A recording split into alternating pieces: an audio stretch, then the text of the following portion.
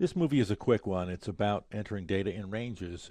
And at this point, I'd like to take the opportunity to apologize for some of the clip art that I'm displaying up here. I got hundreds of topics to cover, and sometimes it's hard to find a clip art piece that actually displays what I'm trying to talk about here. So I have a picture of a range. The movie's going to cover entering data into cells simultaneously that are non-contiguous and entering data in a contiguous range, possibly in the most easy way that you can do it.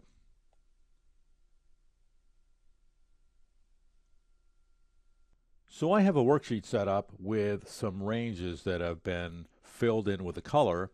I have some blue areas here that are non-contiguous that we're going to enter some data into at the same time, and then we're going to enter some data into the green range. That's a one block of contiguous columns and rows. So to begin, I'm going to grab my mouse and hold the control key down after I left click B4. The control key goes down. I'll drag down to B6. Again, I still have the control key down. I'll left click D8, drag down to D13, go up to E4 and drag over to G4. I'll release the control key and I have selected these non-contiguous ranges.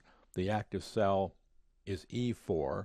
If I enter some data into E4 and press Control Enter or arrow out of E4 or tab out of E4, E4 will be updated, but none of the other cells that are selected will be affected.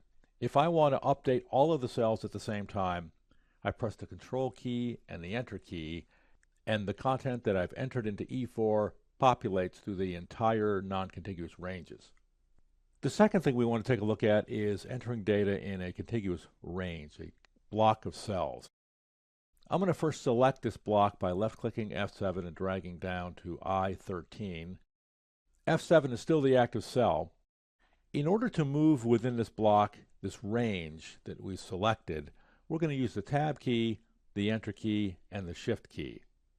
The Tab key takes me in a horizontal direction. Every time I press the Tab key, I move horizontally, and when I get to the end of a row, Excel automatically shifts me down to the following row, to the next row.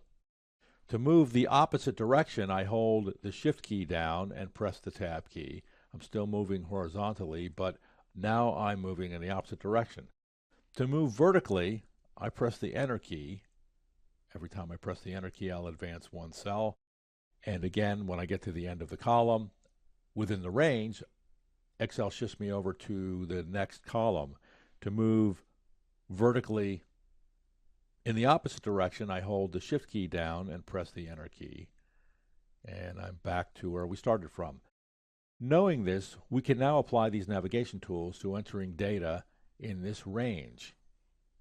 I'm going to enter some content in this cell. I know in order to go down one row, to go to F8, I press Enter. And in order to go back up, I press Shift Enter. If I want to move to the right, I press Tab. And in order to move back to the left, I press Shift Tab. So this is a way to navigate within a selected range of cells when you're entering data. So we looked at entering data into non-contiguous ranges simultaneously by pressing Control Enter, and we looked at entering data within a selected range, a block of cells, by using the Tab, Enter key, and the Shift key.